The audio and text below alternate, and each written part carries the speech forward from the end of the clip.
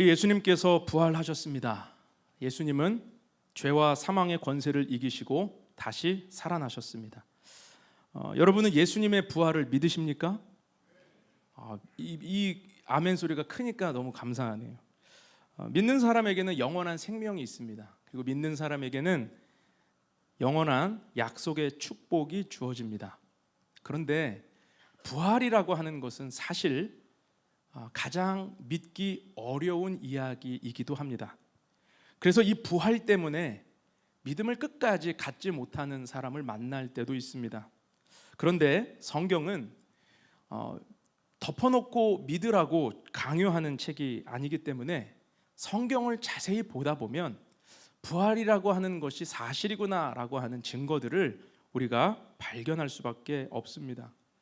대표적인 증거는 빈 무덤이죠. 무덤이 비어 있고 또 예수님의 시신이 사라졌다라고 하는 것. 역사상 그 누구도 예수님의 무덤과 예수님의 시신을 발견한 사람이 없습니다. 왜냐하면 그분은 부활하셨기 때문이죠. 물론 성경은 어떻게 이 일이 이렇게 됐느냐, 그렇게 될 수 있었느냐 논증하고 증명하기 위한 책은 아닙니다. 성경은 덤덤하게 사실을 있는 대로 증거하고 있을 뿐이고 기록하고 있을 뿐이에요.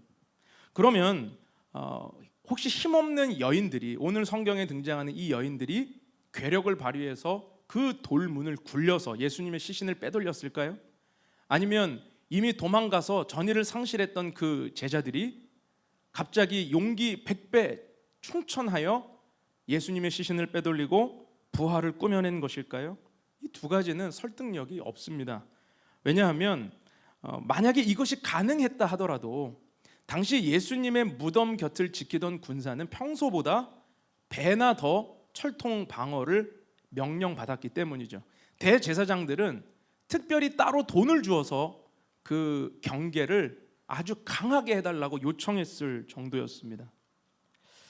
그래서 법학자였던 사이먼 그린리프라고 하는 사람이 이 부활이 허위 조작이다, 인간들에 의해 만들어진 날조된 것이다 라는 것을 증명해내려고 자신의 이 전공이죠, 법정의 심리 방식을 이용해서 성경의 모든 증언들, 부활에 대한 사건 증언들을 토대로 분석하기 시작했답니다.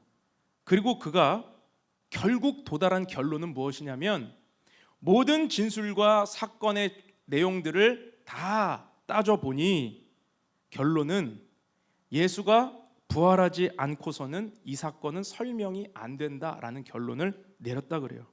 그리고 사이먼 그린리프도 하나님을 믿게 되었다라고 합니다. 부활은 그만큼 확실한 증거로 넘쳐난다라는 거죠. 성경은 증거합니다. 오늘 이 여인들을 시작으로 이제 앞으로 제자들이 예수님을 위해 죽을 각오를 하는 증인이 되어갑니다. 고린도전서 15장 같은 데 보면 바울은 500여 증인들을 이야기하고요, 그리고 만삭되지 못하여 태어난 나와 같은 자도 예수님의 증인되었다 이야기하고 2000년간 지구 한 바퀴를 돌아서 오늘 이 땅을 살아가는 우리 크리스찬들도 예수님의 증인으로, 주님이 살아계시는 증인으로 이 땅을 우리가 살고 있죠. 그러니까 무슨 말입니까? 역사상 이런 확실한 증거를 가진 사건은 찾아보기 힘든 사건이다라고 하는 것입니다. 그러나 무엇보다 가장 강력한 부활의 증거는 인간의 조작이 있을 수 없는 안식일에 일어난 사건이다라는 점을 우리는 좀 살펴보려고 합니다. 무슨 말이냐면, 유대인의 안식일법은요, 우리 생각보다 훨씬 더 엄격했습니다. 그래서 그들은 안식일에는 일하지 말라라고 하는 율법의 말씀을 지키고 목숨 걸고 생명 걸고 그 율법 말씀을 따랐던 거죠.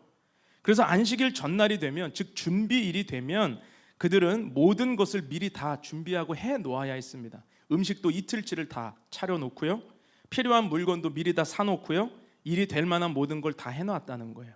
만일 준비하지 못하여 먹을 양식이 없으면 그냥 굶었습니다. 이게 그들의 안식일법이었어요. 코미디 같지만 어쩔 수 없었습니다.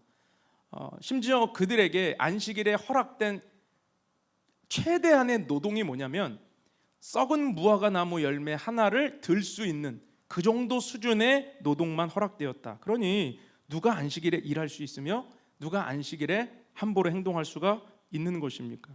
그런데 예수님께서 십자가에서 숨을 거두신 때가 언제냐면 누가복음 23장을 보면 제9시, 그러니까 오후 3시예요. 유대인들의 날 개념은 저녁 6시가 0시입니다.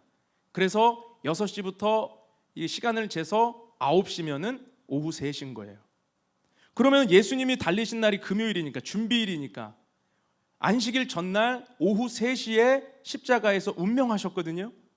그러면 안식일은 몇 시간 남았습니까? 계산이 되시죠? 3시간 남은 거예요. 저녁 6시면 안식일이 시작이에요. 누구도 일할 수 없어요. 예수님이 죽으시고 안식일 시작되기 전까지 3시간밖에 없습니다. 그런데 성경을 보면 이 3시간 동안 무슨 일이 일어나냐면 예수님의 시신을 달라고 요청했던 사람이 등장해요. 그가 아리마대 요셉입니다. 우리 그 기사를 한번 살펴보려고 하는데, 우리 누가복음 23장 50절에서 54절 말씀입니다. 같이 한번 읽어보죠. 시작. 공회의원으로 선하고 의로운 요셉이라 하는 사람이 있으니 그들의 결의와 행사에 찬성하지 아니한 자라. 그는 유대인의 동네 아리마대 사람이요 하나님의 나라를 기다리는 자라. 그가 빌라도에게 가서 예수의 시체를 달라 하여 이를 내려 세마포로 싸고 아직 사람을 장사한 일이 없는 바위에 판 무덤에 넣어두니 이날은 준비일이요 안식일이 거의 되었더라. 자 보세요. 안식일이 거의 되었더라. 무덤을 안치하고 나니까 이제 안식일이 거의 시작되는 거예요. 3시간 남은 안식일 전에 이렇게 급하게 예수님의 시신을 안치했던 것입니다. 그런데 예수님이 다시 살아나신, 부활하신 날은 언제입니까? 오늘 1절에 보면 안식 후 첫날이죠. 예수님은 안식일이 끝나자마자 돌문이 열리고 예수님의 시신이 없어진, 예수님이 사신 날이 안식 후 첫날이에요. 자 보십시오. 예수님이 무덤에 안치되자마자 안식일이 시작되었습니다. 누구도 일할 수 없는 날이 되었습니다. 그리고 안식일이 끝나자 예수님은 부활하셨어요. 무덤은 비어 있었어요. 자 그러면 인간의 노력과 힘과 일이, 노동이 다 멈추는 그 시간, 안식일에 도대체 누가 무덤의 문을 열 수 있으며 예수님의 시신을 빼돌릴 수 있는 것입니까? 도대체 누가 이 일을 했단 말입니까? 누가 시신을 빼돌리는 일을 했단 말이에요? 안식일에 누가 감히 일할 수 있었겠냐라는 거죠. 오직 하나님께서 역사하셨다라는 것밖에는 답이 없는 것입니다. 인간의 모든 노력과 능력과 힘이 멈추어진 그 시간, 전능하신 하나님만이 부활을 가능케 했다라고 하는 것이죠. 성경은 그것을 우리에게 그냥 보여주고 있습니다. 여러분, 실제로 오늘 본문에서 천사들이 여인들에게 살아나셨느니라 라고 말씀하시는데, 살아나셨느니라, 이 단어가 에게르세라고 하는 헬라어 단어가 쓰입니다. 이 에게르세라는 단어는 신적 수동태를 의미해요. 누구에 의해서 살아나셨느니라. 그 누가 누굽니까? 하나님에 의해서. 인간의 모든 시간이 멈추었을 때, 인간의 모든 노력과 인간의 모든 가능성이 멈춰있는 그 시간에 오직 하나님에 의해서 일어난 사건이 부활이라는 거예요.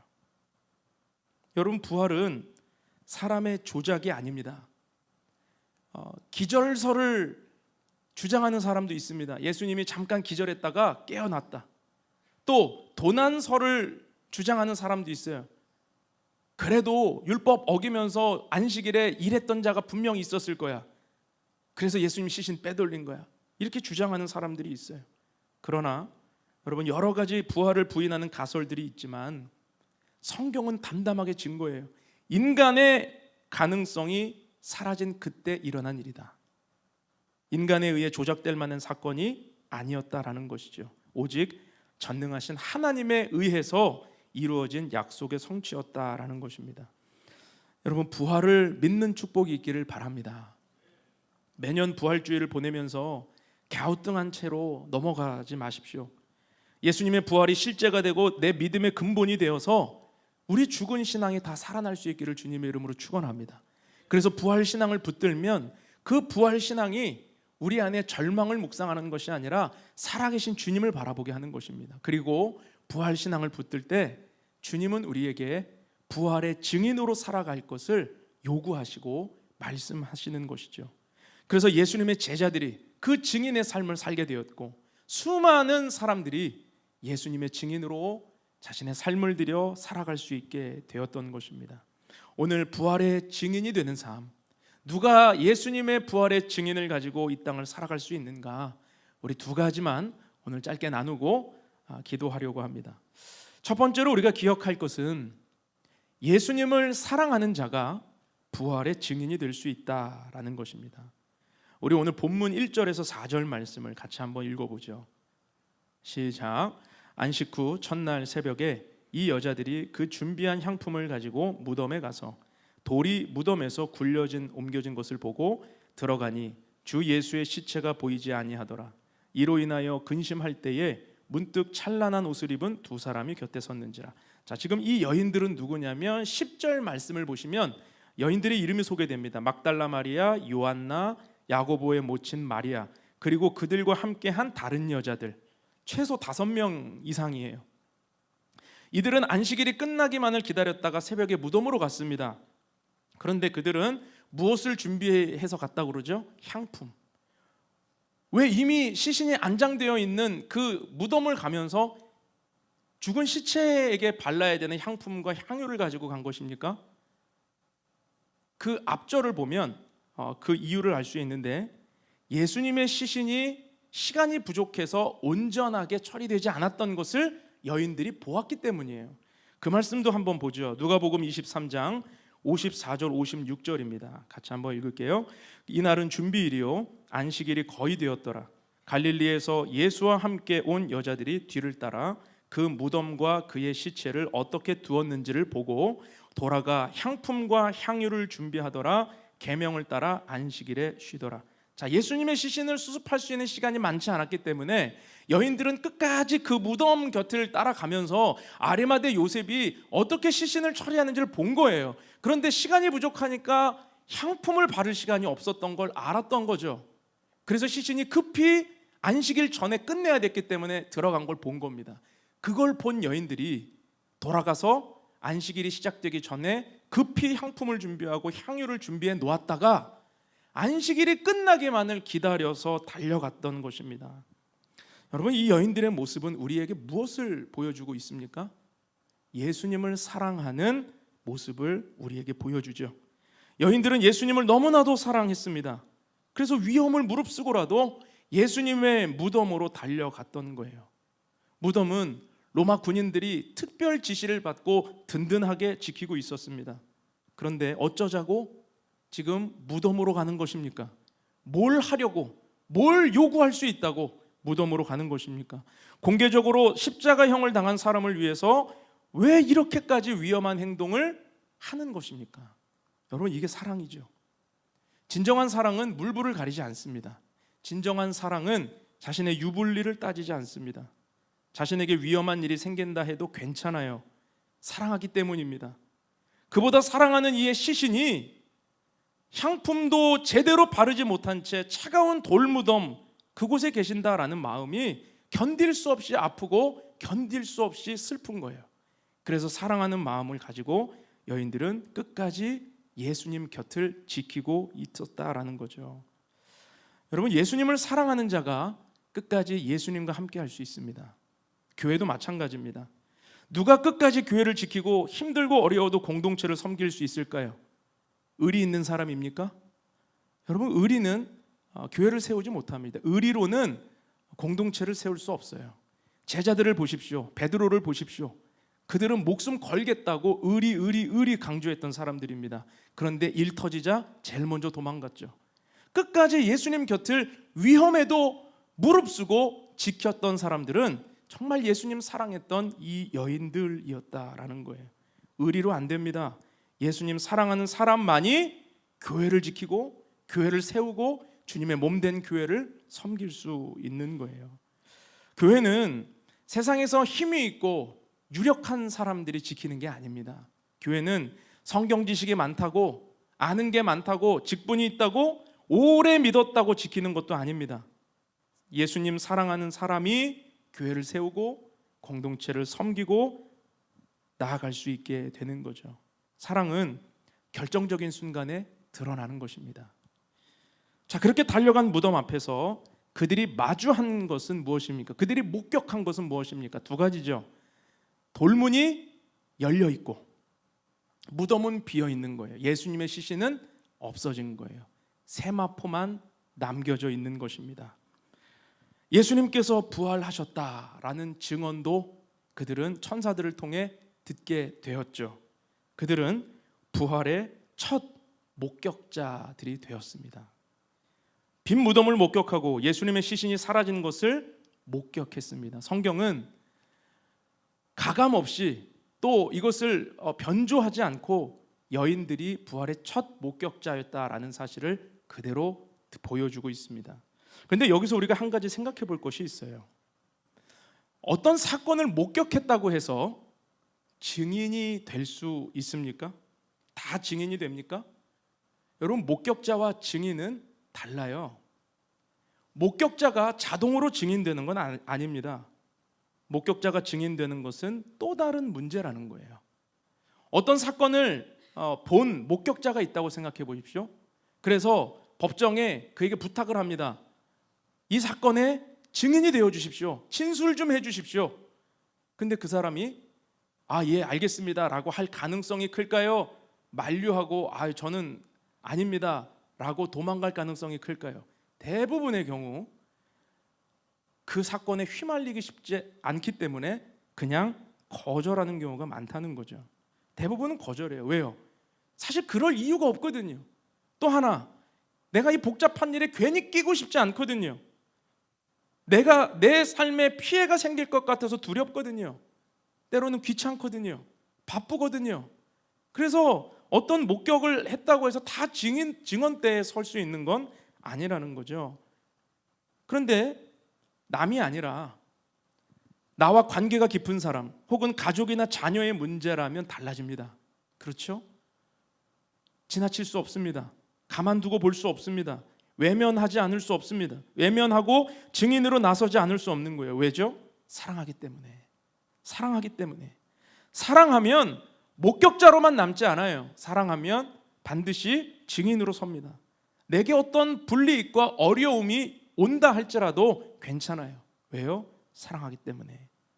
여인들도 마찬가지였습니다. 빈 무덤 목격했습니다. 예수님의 시체가 사라진 거 목격했습니다. 천사들의 증언도 들었습니다. 그런데 이 사실을 누군가에게 증언한다는 건 또 다른 문제인 거예요. 왜요? 이 당시 로마 십자가 형벌을 받은 자, 쉽지 않은 죄를 받은 거거든요. 그리고 예수님이 부활했다라고 하는 사실을 잘못 발설하거나 이 부활의 소식을 잘못 증언하게 되면 자신의 생명이 위험에 처할 가능성이 컸기 때문에 부활의 증인이 된다는 건 이 당시에 어려운 일이었습니다. 부활의 증인이 된다는 건 사람들이 내 말을 안 믿어줄까 봐가 아니에요. 그것보다 더 중요한 건 내 인생에 심각한 문제가 생길 걸 알고 있기 때문입니다. 그런데 여인들은 어떻게 했죠? 오늘 말씀해 보니까 제자들에게 달려가서 먼저 부활의 소식을 증거합니다. 그리고 이 여인들은 예루살렘과 온 유대를 다니며 아마 전하고 또 전했을 거예요. 하나님께서 여인들에게 주신 특별한 은사가 무엇입니까? 소식 전파. 삽시간에 예루살렘에 예수님 살아나셨다라고 하는 이야기는 퍼져갔을 거예요. 여인들은 목격자로 살지 않고요, 증인으로 살았던 거죠. 여러분, 예수님을 사랑하는 사람이 부활의 증인될 수 있습니다. 오늘날도 누가 예수님의 증인으로 살아가는가? 예수님 사랑하지 않으면 증인으로 살아갈 수 없어요. 예수님의 은혜를 목격한 목격자는 많습니다. 예수님의 구원을 경험한 목격자는 많아요. 그런데 증인으로 자신의 인생을 걸고 살아가는 사람 많지 않아요. 복음을 증거하며 살아가는 증인은 많지 않다라는 것입니다. 여러분은 목격자이십니까? 아니면 여러분은 증인이십니까? 예수님을 아는 목격자 되지 마십시오. 예수님을 알고 예수님을 경험하고 예수님의 은혜가 무엇인지 아는 목격자로 남지 마시고 예수님의 살아있는 그 생명을 전하는, 증거하는 증인 될 수 있기를 주님의 이름으로 축원합니다. 두 번째로 누가 증인이 될 수 있는가? 예수님의 말씀을 기억하는 자가 부활의 증인이 된다라는 것입니다. 오늘 본문 5절에서 8절 말씀도 같이 한번 읽을 텐데 한 절씩 읽을게요. 제가 먼저 5절 읽겠습니다. 여자들이 두려워 얼굴을 땅에 대니 두 사람이 이르되 어찌하여 살아있는 자를 죽은 자 가운데서 찾느냐. 6절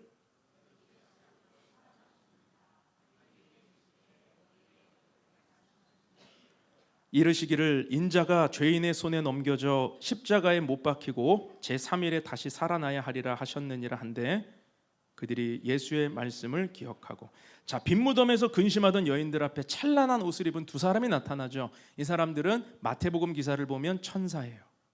그러니까 천사들이 나타나서 예수님 살아나셨음을 증언하는데 오늘 이렇게 말합니다. 어찌하여 살아있는 자를 죽은 자 가운데서 찾느냐. 어찌하여 살아있는 자를 죽은 자 가운데서 찾느냐. 지금 천사의 이 말에 뉘앙스가 뭐냐면요, 이런 거예요. 여기 왜 왔어? 예수님 여기 없어. 설마 기억 못했어? 기억 못한 거야? 예수님 말씀하셨잖아. 왜 살아있는 사람을 여기 와서 찾고 있어? 예수님 없어. 제가 이걸 좀 잘 살려야 되는데 연기 전공이 아니라 이런 뉘앙스예요. 이런 뉘앙스. 왜 여기 와서 찾고 있어? 생뚱맞게 몰랐던 거야? 왜 이렇게 얘기하죠? 그들이 예수님의 말씀을 이미 들었다라는 걸 전제로 하고 있는 거예요. 예수님이 살아계실 때 어떻게 십자가에 달리실지, 어떻게 부활하실지 이미 말했잖아. 기억해봐, 기억해봐. 그러니까 8절에 뭐라고 그래요? 그들이 예수의 말씀을 기억하고, 예수의 말씀을 기억하고, 예수님의 말씀을 기억하니까 그들이 나온 첫 행동이 무엇입니까? 제자들에게 달려가서 소식 전한 거죠. 증인이 되었다라는 것입니다. 사실 여인들은요, 향품을 들고 무덤에 달려갈 때만 해도 최소 5명 이상의 여인들이 향품을 가지고 왔잖아요. 무덤에 가면서 그들은 뭘 얘기했을까요? 예수님과 함께 경험했던 추억들, 그 무덤에 가면서 그 추억을 나누지 않았을까요? 예수님의 나를 어떻게 살렸는지. 이 말씀, 오늘 그 나왔던 여인들 중에 막달라 마리아가 있죠. 누가복음 8장에 보면 막달라 마리아를 뭐라고 소개하냐면 이 여인은 7 귀신 들렸다 고침받은 여인이라. 7 귀신 들렸을 만큼 인생이 무너지고 바닥이었던 그 사람이 예수님의 은혜 가운데 생명을 얻고 치유가 되고 살아났어요. 그 기억 가지고 그 사람은 예수님을 어떻게 기억해요? 예수님의 은혜를 기억하죠. 예수님을 추모하는 거예요. 예수님을 추억하는 거예요. 여러분, 무덤은 그런 것입니다. 사람들이 무덤을 찾는 이유, 사람들이 납골당과 기념관 같은 곳을 왜 찾아가요? 사랑하는 사람과의 그 이야기를 기억하기 위함 아니에요? 가서 울기도 하고 속 시원하게 당신 살아있었으면 나 오늘 이러지 않았을 텐데 뭐 이런 얘기도 하면서 인생에 대한 이야기하러 가는 거 아니에요? 추억하면서, 추모하면서. 그래서 이 기념관, 무덤, 여기에 쓰이는 단어가 메모리얼이라는 단어가 쓰이죠. 죽은 사람을 기억한다, 이런 의미가 담겨 있는 것 아닙니까? 근데 천사들이 볼 때 여인들의 모습은 바로 그거였다는 거예요. 그래서 다시 한번 천사들의 말을 좀 더 풀어보면 이런 겁니다. 왜 여기 왔어? 여기는 메모리얼 파괴 아니야. 왜 살아계신 분을, 죽은 자를 추모하는 데 와서 찾고 있어? 그분은 이미 말씀하셨잖아. 기억해봐. 부활하신다고 하셨잖아. 여러분, 지금 천사들의 이 뉘앙스와 말이 이해되십니까? 여러분, 신앙은 무엇을 기억하는가에 따라 달라집니다. 예수님의 말씀을 잊어버리고 예수님의 말씀을 기억하지 못하면 거기가 바로 무덤이 되는 거예요. 거기가 바로 죽은 신앙의 무덤이 되는 것입니다. 과거의 신앙을 회상하고 추억하는 것은 죽은 신앙이에요. 내가 예전에 예수님과 어떤 은혜가 있었는데, 예수님 나를 어떻게 하셨는데, 예수님 어떻게 섬겼는데, 교회를 내가 어떻게 땀 흘리며 눈물 흘리며 기도하며 섬겼는데 과거를 회상하는 것으로는 오늘 나의 삶에 그 어떤 영향도 주지 못해요. 그것은 메모리얼 파괴 가서 주님 기억하는 거와 별발 다를 게 없다라는 거죠. 그런데 오늘 천사들이 도전하는 건 무엇입니까? 예수님 살아나셨다는 거예요. 살아있는 분의 말씀을 기억하라는 거예요. 살아있는 그분의 말씀이 오늘 우리의 삶에 기억나면 죽은 신앙은 살아나게 된다라는 것입니다. 여러분 어떤 신앙이십니까? 살아있는 신앙이십니까? 아니면 과거에 머물러서 오늘 내 삶에 그 어떤 영향도 주지 못하는, 과거를 회상하는, 과거를 추모하는 그러한 신앙은 아니십니까? 오늘 우리가 부활주의를 통해 한번 우리의 믿음을 점검해 봐야 될 건 뭐냐면, 오늘도 예수님이 내 삶에 살아 역사하시는가? 과거에 나를 살리시고 과거에 내게 구원을 베푸셨던 그분이 오늘도 절망과도 같은 내 문제를 향하여, 죽음의 공포 같은 내 문제를 향하여 여전히 살아 역사하시는 하나님의 말씀이 되고 있는가? 여러분, 우리 오늘을 그거 기억해야 되는 것입니다. 고난주간에 차세대 우리 교사분들하고 그리고 우리 틴즈 학생들이 성경 필사를 했습니다. 성경 필사를 너무 진지하게들 하시더라고요. 그래서 제가 보면서 너무 좋았어요. 왜냐하면 통독도 좋지만 사실 가끔씩 필사를 하는 게 말씀을 한 절 한 절 내 머릿속에 새기고 마음에 새긴다는 의미가 있는데 좋은 것 같아요. 우리가 바쁘고 빨리빨리만 외치는 시대 속에 필사하며 되새긴다. 너무 좋죠. 그래서 제가 이런 생각을 해봤습니다. 우리가 말씀을 기억하기 위해서, 새기기 위해서 우리가 가끔 한 번씩 전교인 성경 필사를 해보자. 더 나아가서 전교인 성경 암송대회를 한번 해보자, 이런 마음이 생겼어요. 아마 그 주일날은 출석률이 안 좋겠죠. 그런데 외워놓은 말씀이 내 삶의 결정적인 순간에 기억나는 그 말씀이 나를 살린다라는 사실입니다. 여러분, 말씀 기억하지 못하면 우리는 제자들처럼요 죽은 신앙이 되고 말아요. 제자들을 보십시오. 오늘 제자들과 여인들은 아주 극명한 대조를 이루고 있습니다. 11절을 보십시오. 사도들은 그들의 말이 허탄한 듯이 들려 믿지 아니하나. 자, 이게 무슨 말이에요? 사도들은, 여인들이 예수님 부활하셨습니다 라고 외치는데 김을 확 세게 만드는 거예요. 허탄한 듯이 듣고 믿지 않았대요. 허탄한이라고 하는 이 단어가요, 신약 성경에 여기 딱 한 번 쓰이거든요. 그 원어가 이 레로스라고 하는 헬라어 단어가 쓰입니다. 레로스는 무슨 말이냐면 쓸데없는 이야기, 허튼 소리, 어처구니 없는 소리, 믿지 못할 말, 이런 말이에요. 그러니까 지금 제자들이, 여인들이 기쁨에 차서 달려왔는데 뭐라고 치부해요? 야, 쓸데없는 소리 하지 마. 아유, 말 같지 않은 소리 하지 마. 허튼 소리 하지 마. 이렇게 치부해버리고 믿지 않았다는 거죠. 너무 당황스럽지 않습니까? 아니, 지금 다른 사람들도 아니고 이 사도들, 제자들은 누구보다 예수님을, 부활을 기뻐해야죠. 정말이야? 그럴 줄 알았어. 우리가 기다리고 있었어. 막 이렇게 반응해도 모자를 판에 뭐해요 지금 김세계? 왜 이렇게 하는 것입니까?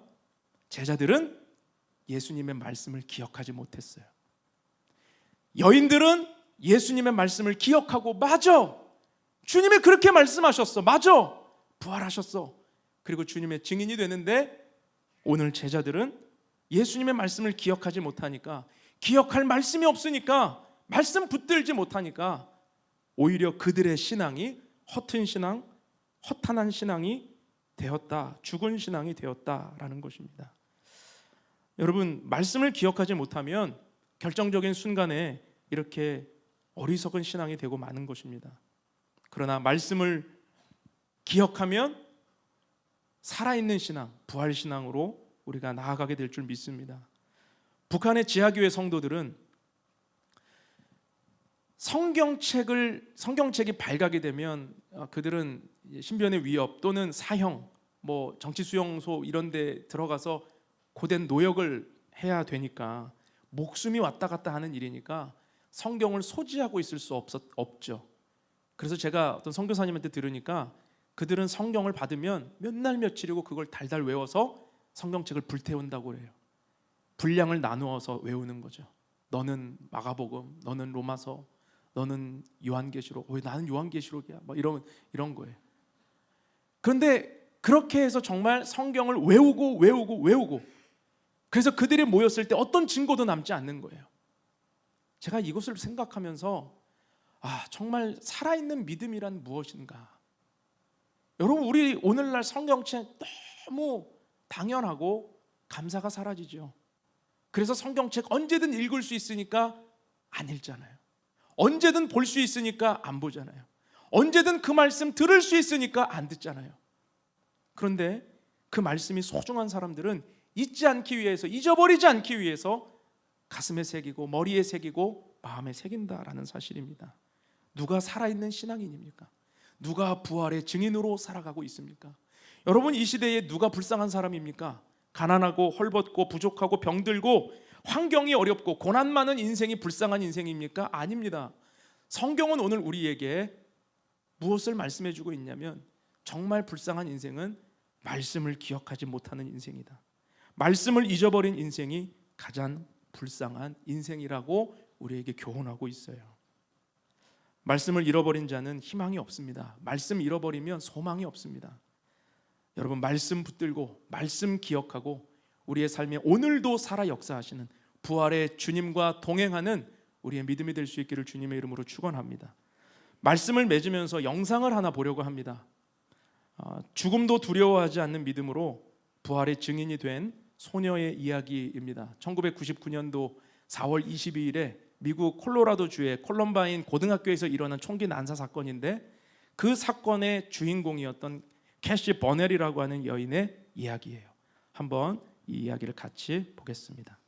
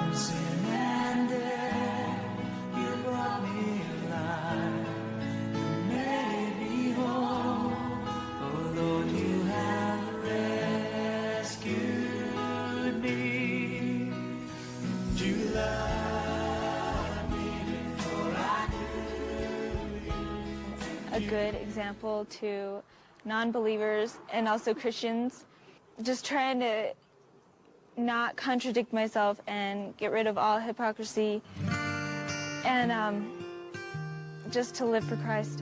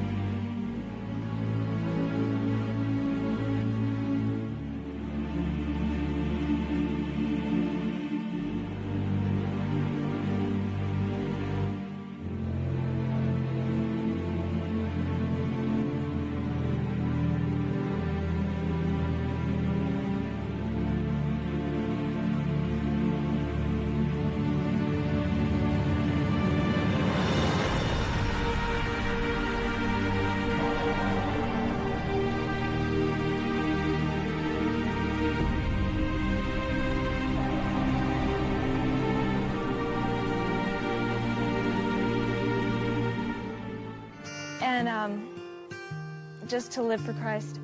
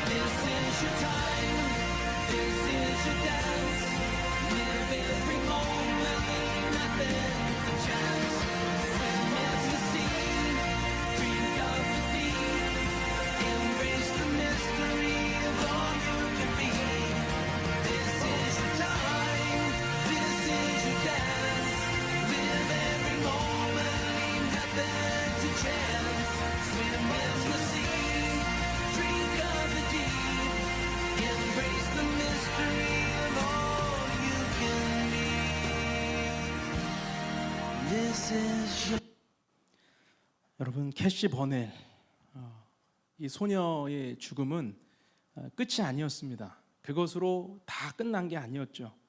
살아계신 예수님이 얼마나 놀라운지를 전하는 영적 부흥의 출발이 되었습니다. 우리는 죽음은 끝이라고 생각합니다. 그러나 주님의 살아계심을 전하는 놀라운 도화선이 되었어요. 예수님을 믿는 것이 여러분 죽은 신앙처럼 되지 않기를 바랍니다. 캐시 버넬의 이 부활의 증인과 같은 이 삶이 누군가에게 영향력을 미치며 복음은 2000년간 오늘 우리에게까지 온 것입니다. 오늘도 이 부활절 우리가 마냥 기쁘고 감사하고 그것으로 끝나지 마시고 나는 주님과 앞으로 어떻게 살아갈 것인가, 오늘 내 믿음은 죽어있는가 살아있는가 점검하면서 우리도 오늘 부활의 증인으로 부르시는 주님의 은혜 앞에 반응하며 우리의 삶을 주님께 드릴 수 있기를 주님의 이름으로 간절히 축복합니다. 함께 기도하겠습니다. 거룩하신 하나님 아버지, 주님의 은혜를 감사드립니다. 오늘 귀하고 복된 이 부활주일 아침 우리에게 살아계신 주님의 말씀으로 깨우시며 다시 사신 부활의 영광을 소망하며 살아갈 수 있게 하시니 감사합니다. 부활의 메시지가 오늘 죽어있고 잠자고 있던 무덤과 같은 나의 신앙을 다시 일으키기를 원합니다. 주님, 나를 세워주옵소서. 주님, 나를 일으켜 주옵소서. 더 이상 내 현실과 환경에 짓눌려서 주님을 보지 못하는 그런 믿음이 아니라 그 무덤의 문은 열려졌고 주님은 살아나셨음을 바라보며 우리의 삶에도 부활의 소망 가운데 일어나게 하여 주옵소서. 하나님, 우리를 두렵게 하는 것이 무엇입니까? 주저하게 하는 것이 무엇입니까? 망설이게 하는 것이 무엇입니까? 오늘 예수님의 그 은혜 앞에 다 내려놓고 말씀을 기억함으로, 주님 사랑함으로 주님의 증인이 되겠다 헌신하는 귀한 우리 모두가 될 수 있도록 은혜를 베풀어 주시옵소서. 이번 한 주간 부활의 증인으로 살아가는, 또 그렇게 살아가길 원하는 우리 성도들을 축복합니다. 만나는 모든 이들에게 예수님 살아계신다고, 예수님 하나님의 아들이시라고, 나를 구원하신 분이시며 오늘 나와 함께 계시며 내 삶에 살아계신 분이라고 증거할 수 있는 우리 모두가 될 수 있도록 인도하여 주시옵소서. 그렇게 역사하실 주님을 찬양하오며 예수님의 이름으로 기도하옵나이다.